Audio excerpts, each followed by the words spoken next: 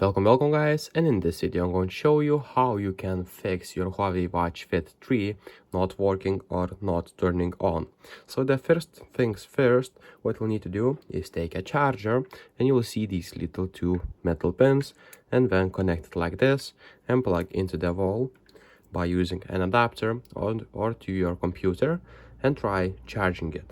If that doesn't work, what you can do is basically holding these two little buttons for the 10 seconds and hopefully it turns on.